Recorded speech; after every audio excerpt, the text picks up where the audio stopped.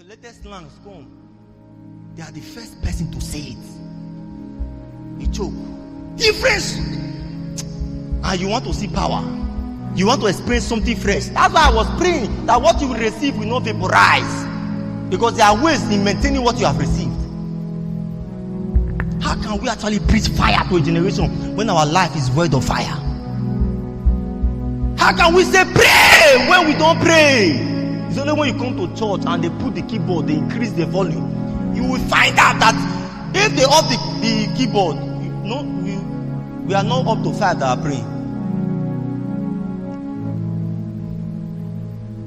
True righteousness. Men who have set themselves aside for God. We are not holding this conference to make everyone a pastor. That's not the purpose.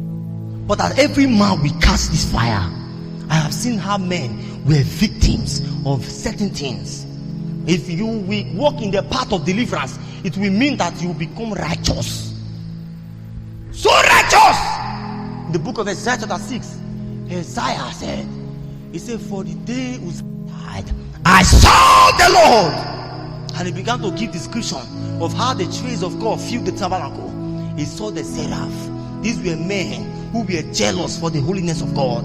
They guided the holiness of God. A man who is truly pure, I tell you the plain truth, these angels will partner with them. When you begin to walk purely before God, this angel will partner with you. The jealousy of God will be kindled upon you.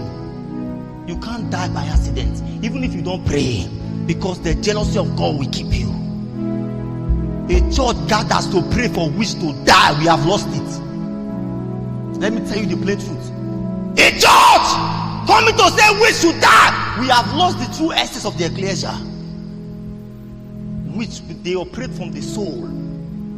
Then the whole church who operates from their spirit, we are coming to kill a wheat. Don't you see how far we are falling? And we are looking for power. The power we are looking for is not because I read my Bible.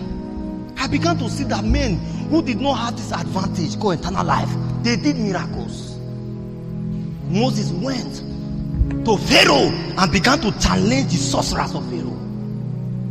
He didn't have eternal life. All he had was a rod. All he had was a message, and he conquered his world. At a point, Pharaoh started negotiating. He said, go without your children. He said, no. At a point, he said, go without your sheep. He said, no, because all these sheep will use them to serve the Lord. That's what we call total deliverance. Then I began to study a man whom I love so much. He's called Elijah.